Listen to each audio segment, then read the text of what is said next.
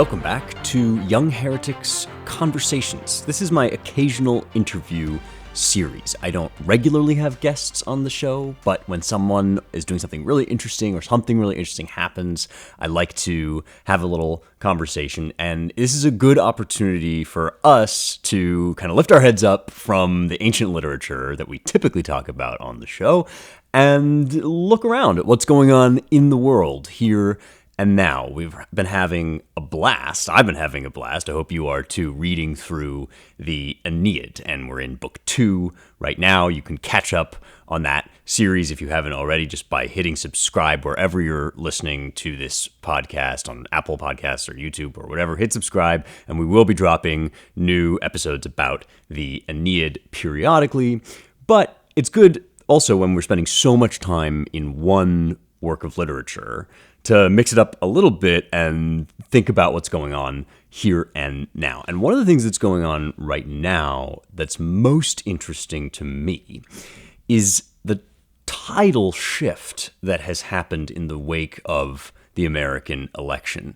And it's actually not so much about politics, although I know a lot of my listeners are politically involved. You have definite political opinions.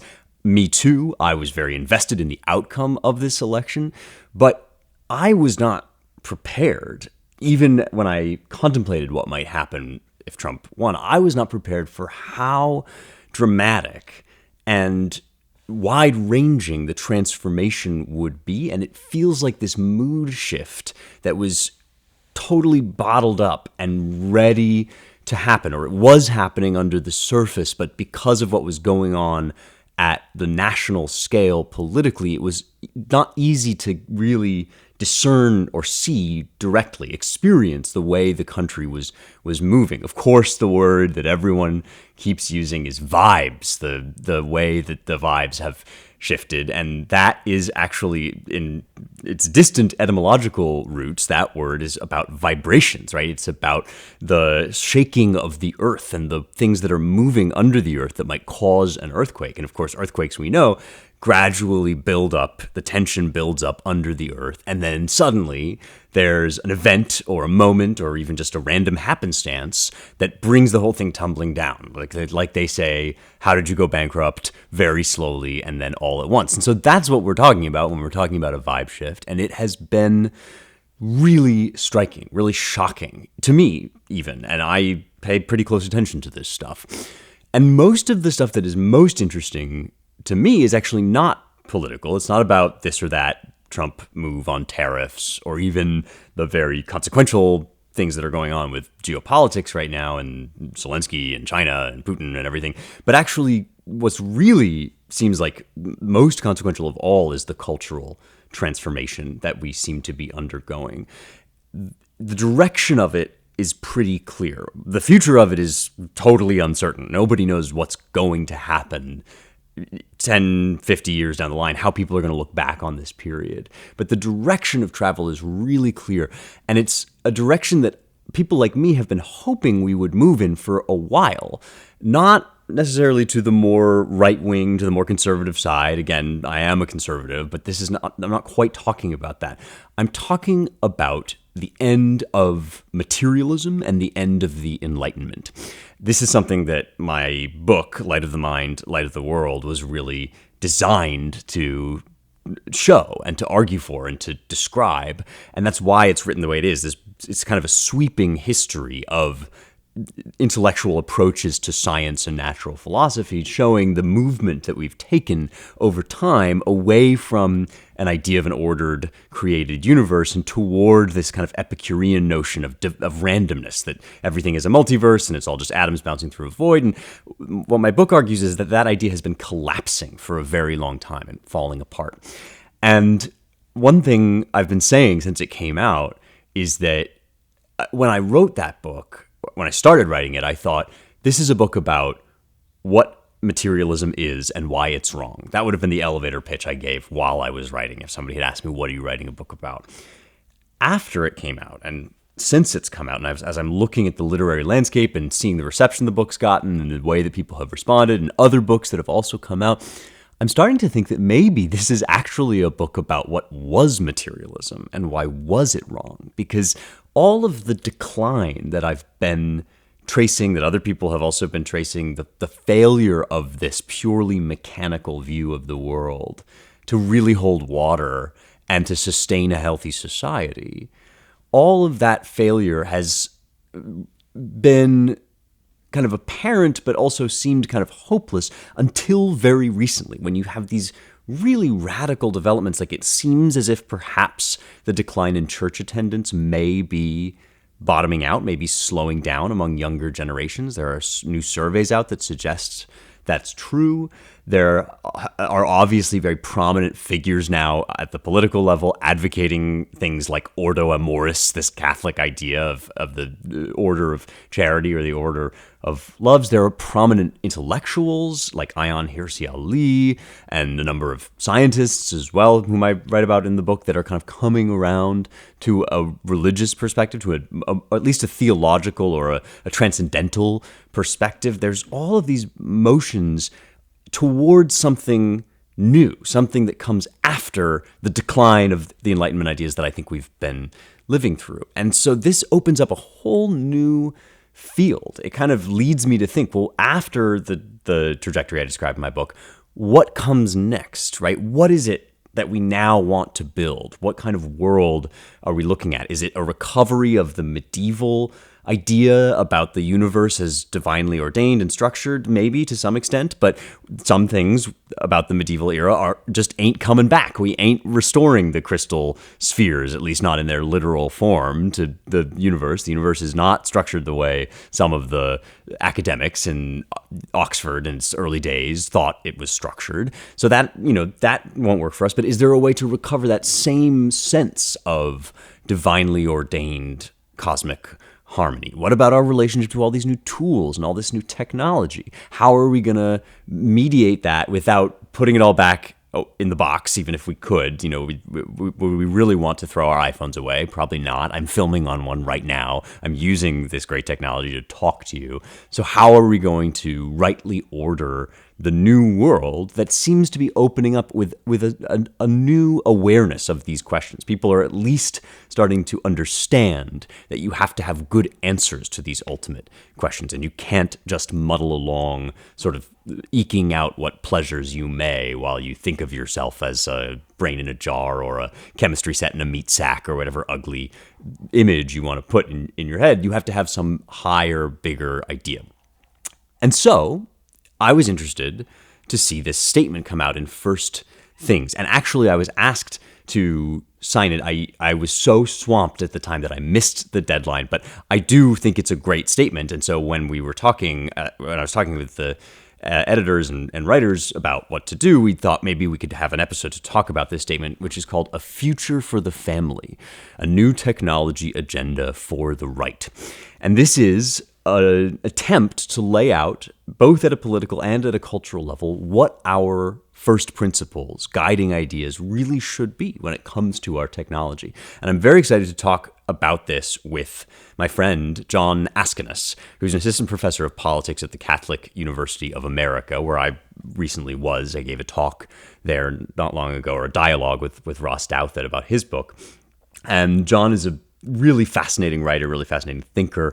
I'm going to bring him on, and we're going to talk about this statement and also about the political dynamics that are at play as we start to forge a way forward.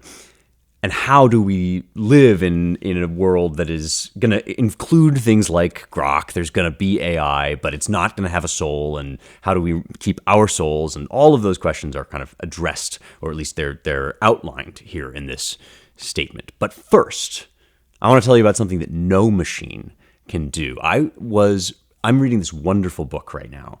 It's called Winters in the World, and it's a little trade paperback that I'm reading as in preparation as research for something I'm doing.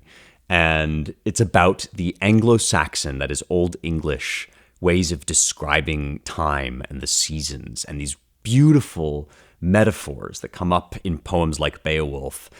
Winter comes in and it's like an invading army that chains up the world with its frost. And the frost is like shackles that keep the plants under the earth. And there's all these amazing terms in Anglo-Saxon literature for how this works. So I'm reading this beautiful book, and I'm reminded how glad I am to be getting to know Old English better, which I've been doing in part through the book Oswald Bera, which is a production of my friends at the Ancient Language Institute. Colin Gorey is the author, and the Ancient Language Institute has brought him on to do their Anglo-Saxon instruction. And this sort of thing, this firsthand, face-to-face, soul-to-soul engagement with ancient literature is the sort of thing that no machine can do for you. It is a fundamentally human experience for you to have.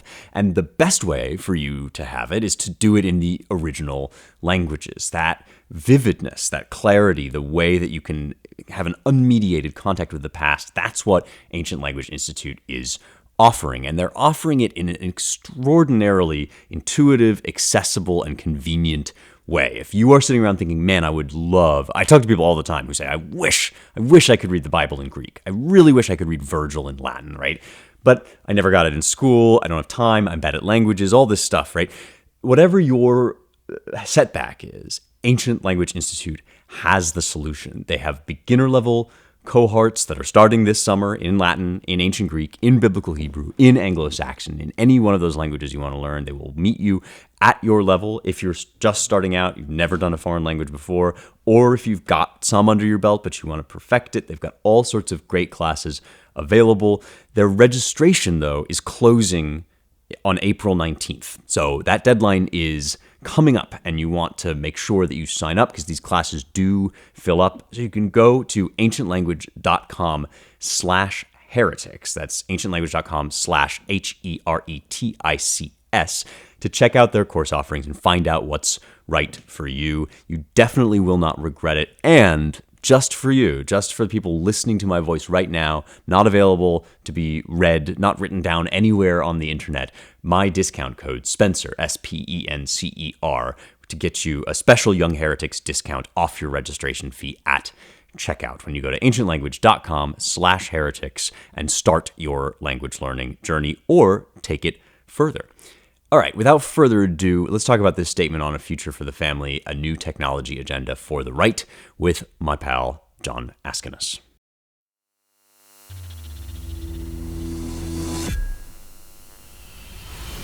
All right, I'm here with Jon Askonas, Assistant Professor of Politics at the Catholic University of America, Senior Fellow at the Foundation for American Innovation, a friend of mine whose work I admire, and a co-author of this new statement at First Things, A Future for the Family, a new technology agenda for the right. The opening of this, I just want to read because I think it'll get us a good background to start off here. You say, a new era of technological change is upon us.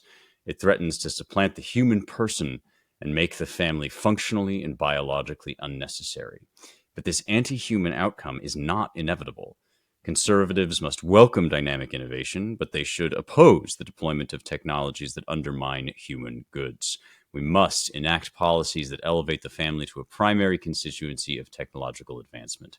Our aim should be a newly refunctionalized household for the 21st century. So I have a bunch of questions, very excited to talk about this. But first of all, Jon, welcome to Young Heretics. Thank you so much for having me. Yeah, thanks for coming. I guess my first question is why now? This topic, the right use of technology and its integration with our more natural and I would say eternal human dimensions, family chief among those. I would say it's been a running theme of this show ever since we started in 2020. So it's not, these issues are very, very important to me and my listeners, and I know they are to you as well. And I guess I've been thinking of it as kind of a rolling crisis. I think this is something, transhumanism and the advent of what I've come to call the Babel builders that's been going on for some time. But I wonder if there was a particular reason to select this moment to really kind of plant a flag and lay down some ground rules for family-centered approach to this. It's a great question, and you're right to suggest that this is not this crisis did not come out of nowhere. It's just been something that's been building for quite some time. And my own work, this is very central to. I've been trying to kind of wake conservatives up to the problem of technology for any kind of conservative project. So partially, this is the fruit of those efforts. It feels like conservatives have begun talking about and thinking a lot more about technology in the last 4 years. And you can look at many of the big think tanks and things, and you'll see new tech projects. Some of it is the experience of social media, which in some ways is a return to norm. Back in the 80s and 90s, and even before, social conservatives were very concerned about the media environment. But then with the internet, as the constitution of the media environment changed from something produced by magazines, television shows, etc., to something that was on a platform, disintermediated from production, but concentrated on a platform. That critique kind of went away for a while, and now it's kind of come roaring back because we're aware of, oh wait, maybe giving children unmediated internet access at an early age was a bad idea. And we think about the impact of child pornography. What? A bad idea? You're kidding. A bad idea to beam the internet into children's brains from the age 5? So there's a kind of the techlash, if you want to call it that, is something of a wake up call. Then I think on top of that, you've seen there's two very much more proximate factors. The first is the kind of advent of artificial intelligence. And, again, something that's been building, something, if you've been paying attention, it's been building for 20 years almost now, with the kind of rise of neural networks and deep learning approaches. But really the breakthrough with ChatGPT and LLMs is the first time, certainly in my lifetime, where basically a kind of magical new technology is just kind of burst forth all at once. With obvious disruption for education, for government, for all sorts of things. And then second is the kind of political moment of kind of seemingly out of nowhere, again, not if you're paying attention, but the rise of the so-called tech right and the very prominent role that senior people in Silicon Valley, maybe most notably Elon Musk among them, have played in the kind of in President Trump's reelection or election to second term, and they're playing the new administration.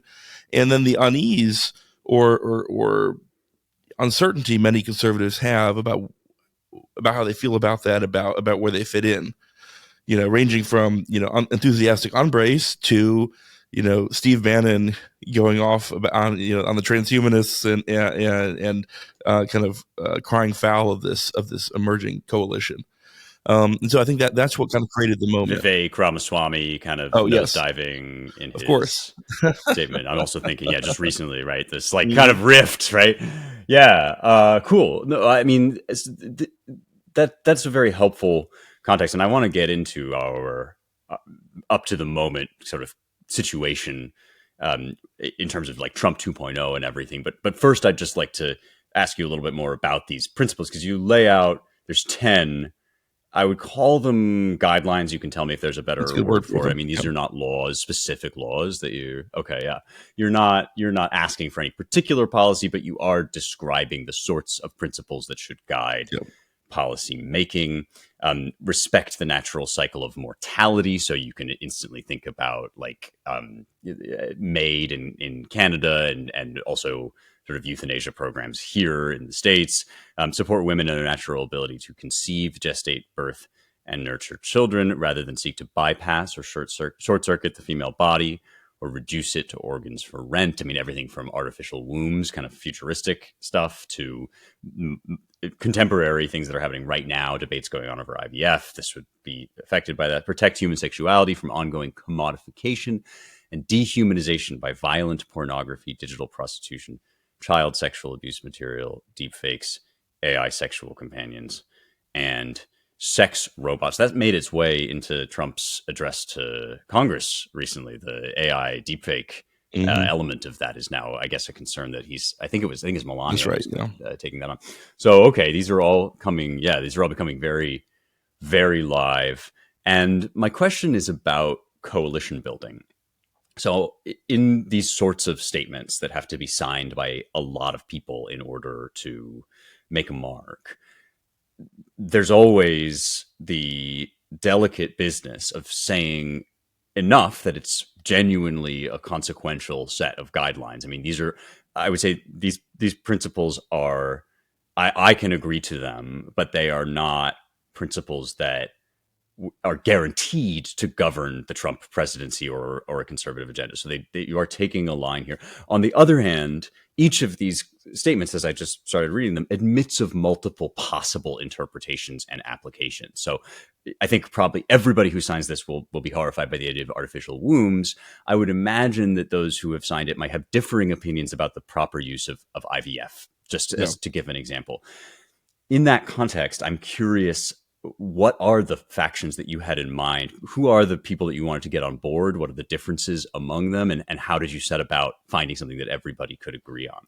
Yeah, and it's a great question. And just to be clear for your listeners, you just read, I think, the first 4 of 10 principles. So we kind of covered the gamut. I think the goal was, in some ways, it's best understood in contradistinction to the kind of way conservatives have usually done tech policy, which is either to sort of say, let the free market decide, and then to kind of react violently when really bad things happen with particular technologies. And so the goal of this is to actually lay out guidelines that can prospectively shape how we develop new technologies, how we create legal regimes shaping the technological order. So that's kind of the very high level goal. And yeah, they're guidelines sort of for policymakers or people involved in policy. They're would need to be implemented at the level of legislation or executive orders or whatnot. So I think the kind of, you can imagine it as sort of expanding concentric circles. So the heart of this is conservatives in some ways, social conservatives in some ways, been kind of the dog that caught the car, right? They've either won or are winning on important issues, or the issues have become so politically out beyond the pale that there's no really hope of winning. So the question is, where do we go from here? And there's quite a bit of concern about some of these technological developments, and so finding a way of shaping that coherently was kind of the first circle. The second circle might be identifying real allies in the kind of tech world and the tech right. I think that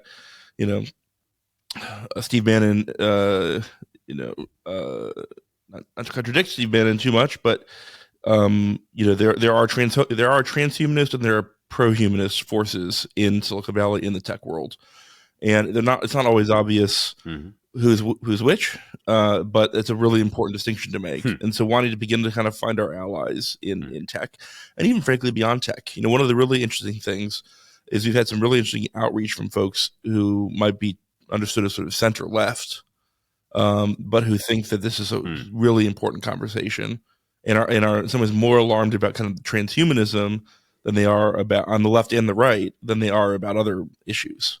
And so I think there's some kind of very interesting, we're in the middle of a political realignment, and this statement is in some ways an attempt to kind of put a flag in the ground in that realignment and figure out who our allies are.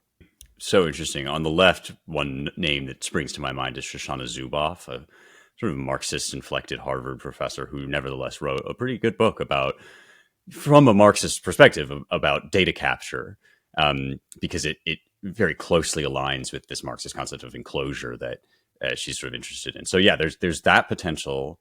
And then as I'm listening to you talk about the transhumanists and the pro-humanists among the techies, I'm thinking, yeah, and there's some guys that don't know which they are, or they've never quite asked themselves the question, or like in the case of Elon, I would define him as a person who wants to be pro-humanist but doesn't quite know how. Like there are certain sort of first level questions that he's sort of unclear on, and that leads him down alleys that give us a lot of heebie-jeebies, but also he has these very kind of bullish instincts about humanity is essential, human consciousness is essential, all sorts of things that I get very excited about. So was one goal of this statement to sort of like force or at least invite a time for choosing from those sorts of people? Like, if you can sign on for this, yes, good. If not, no. Or is that too binary? I think it's a matter of I mean, even for first stating the obvious to us, I suppose, that these two futures are to some extent incompatible, right? We will make choices that take us away or lead us towards a better future for human beings, a better future for families. And then from there on out to say we actually have a measure of choice over this, right? So I've sort of joked with a friend that one reason to deregulate space, space to make it much easier for SpaceX to operate is like, I want Elon spending more time on SpaceX and less time on Neuralink. You know, Unless I'm so literally, yeah. we have choices here, and Sure. the easier we make it to build technologies that are good for the family, the more investment and capital will go in that direction, and not in directions which are very detrimental to the family. And I like that phrasing to build technologies that are good for the family rather than to, bar. Because we talk, I talk in a kind of apocalyptic tone on this show a lot. And I fault myself for it. Like I feel like, yes, of course, the if this stuff goes bad, it can go really bad.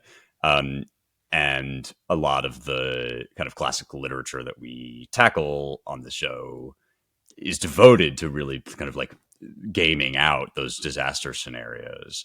Um, but in fact, you're talking here also, and even maybe primarily about like how can we use these tools in a sort of healthy and um, and affirming Mm-hmm. humanity, family life affirming way.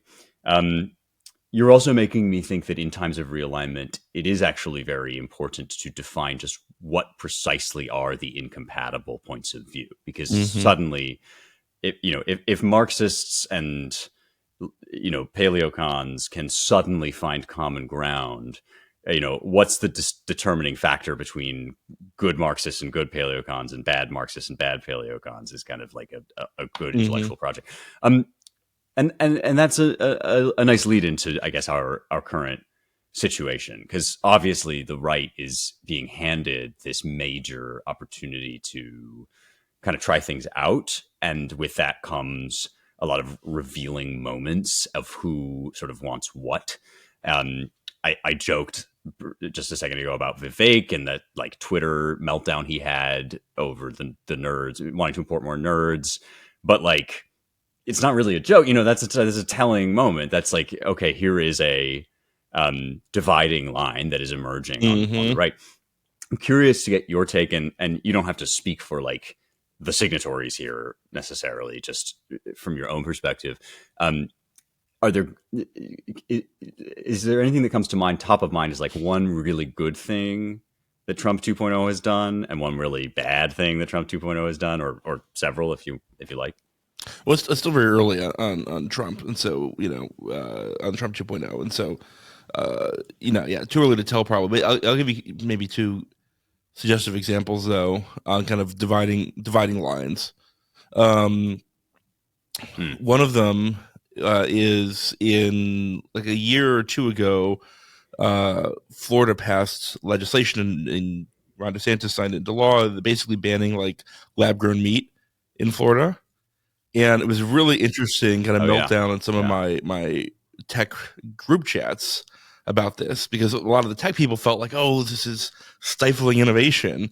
And whereas those of us who were more Hmm. conservative were like, no, this is great. We need to obviously ban the lab grown meat, for both for ethical, for metaphysical reasons and for like political reasons. Like as soon as we have good lab grown meat, For like not living yeah, in the yeah. The Bill and pod Melinda Gates reasons. Foundation is going Yeah. to, launch campaigns across the world, making it illegal to not eat lab grown meat. Obviously, think ahead even just one step, please. Um, so that's an example of a kind of dividing line. And then yeah, maybe it's interesting, the IVF executive order that the Trump administration put out was pretty, it was pretty anodyne. I don't think there was that too much to get upset about, but it was interesting to see some of the kind of factions on the ranging from people who were supporters of the administration, supporters of President Trump, saying like, if you oppose IVF in any way, shape, or form, like we can't be part of the same political coalition. To the reverse of that, people away from the Right. traditional pro-life movement who felt quite betrayed even by this pretty kind of fact-finding executive order. And maybe most interesting to me, Yeah. there's some outcry from folks I know in the kind of Maha world, not on the traditional like ethical grounds, but on a kind of Maha like Hmm. the IVF industry is poisoning women's bodies kind of angle, which I thought was quite interesting. I like those examples both, and I'm especially interested in the IVF one because I think this is a genuine delicate. Mm-hmm. Whereas the some of these fault lines are already pretty clear. Some of them seem actually murky, um, because it's pretty obvious. I mean, you mention supporting women in their natural ability to conceive, gestate, and give birth pretty early on. And there have been writers, mutual friends of ours, like Mary Harrington, especially, but also Louise Perry and a few others who have really opened my eyes about this and kind of framed this as an issue to do with like the robotification essentially of female sexuality and reproductive uh, reproductive like potential. And I buy that argument. Like I think that is a very powerful way of looking at this. At the same time, I also see the point of people who are sort of making the case for this, for some of these procedures as having a role to play in a healthy family. Mm-hmm. People that need that have fertility problems, for example. And so there, yeah, it's not totally clear like which way the Trump coalition will break, and if it has to break, and so on and so forth. But we've talked a lot actually about the sort of sex and babies side of this, and as you mentioned, there's a bunch of other things in here, and in particular, I'm interested in the stuff about work. Mm-hmm. At the end, like I'm thinking of point 8, favor technologies that enhance human skill and improve worker satisfaction over those that degrade or replace human labor, thereby increasing productivity and growing working class wages.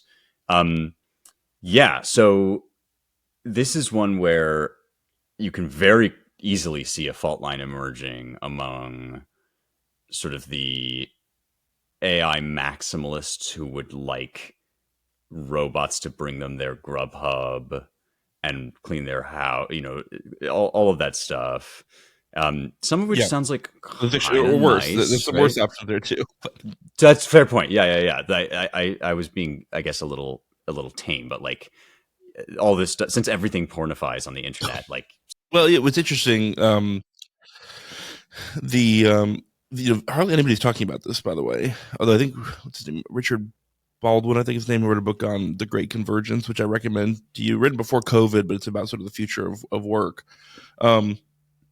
In 6 months ago or so, Tesla had a We Robot event debuting their robotics advances. We're not talking about robotics in manufacturing, but robotics is like this robot that Elon decided to build at Tesla because why not? And it was interesting. It was very impressive. Yeah, why not? And you had robots who would tell jokes and mix bar. You had a whole open bar of mixed drinks prepared by these robots or whatever. But it was sort of obvious, I think, to anybody who knows the kind of state of that technology, but it was confirmed after the fact, was that these robots were not being operated by AI. They were being operated by teleworkers. And there's a world in which, like, right. I have my Jetson style maid, but it's operated by somebody in the Philippines or Mexico, working for less than $1 an hour, operating my maid. And whenever I'm annoyed with them, when I just turn them off, or there's all kinds of of course those jobs aren't going to Americans. There's all kinds of really horrible things that are possible, and there are also amazing things that are possible. And I think what's often we don't have a sophisticated view of on the right is that there are these interesting trade-offs between capital intensivity of firms, labor, and immigration and trade. These things trade off of each other in all kinds of complicated ways, and we have a lot of choice over how much capital or how much we invest in workers and how much we invest in the technologies and tools that workers use. So, for example, the trucking industry has not gotten that much more productive in terms of, in fact, it might have. I expect that it has basically capped off in productivity in terms of, how much your average trucker can haul over over a long haul span of time. Instead, we've been deploying technology primarily to surveil truckers so that CDL farms can employ basically recent immigrants who get CDLs very cheaply, have to pay them back, aren't very good at their jobs, and it keeps a downward pressure on wages going to, American truckers. There's another world in which you can use robotics, whether it's teleoperations or co-pilot type robotics, to actually enhance truckers' productivity and keep wages high, but also improve, make it more productive to use trucking. That's just one example. I mean, in manufacturing, the U.S. invests far less in robots per worker than in South Korea or Japan or China, even. So, those are choices that we make, and Principle 8 is about thinking about how do we invest in American workers? How do we invest in American wages? Because we know from research, some of which is already out, some of which is forthcoming from my friends at Institute for Family Studies, that marriageable jobs, jobs that with stability benefits, are hugely associated with marriage and with having kids. And so it's really important that we preserve those kinds of jobs in our communities. This is a huge deal, that last point, that we have seen the emergence on the right of a kind of farmstead fantasy that is extremely appealing. Like, I also love the chicken videos where you go out and harvest your eggs, and that does look like a beautiful life. But a lot of Zoomers are sort of saying, well, okay, but I literally can't make rent. So how am I supposed to support this trad family? And the answer is, as you say, these are choices that have been made and can be revised and unmade. That anecdote about the robots, when I heard about it first, I thought, okay, so this is the conclusion to Ender's Game, but make it Soviet. It's like everything gets gross. And that was already a dystopian novel. So like this is, and I'm sure. Yeah, this is amazing, because like the original robot is robot, means work. Robotic is like a worker in Russian. Yes. The original vision is like, basically it's like a mechanical slave, or like something that does the work for you. And now, I've sometimes joked that we live in the synthesis of all dystopias. And so in our dystopia, you sit in the pod and you are the robot, and you do the work for somebody else in the robot.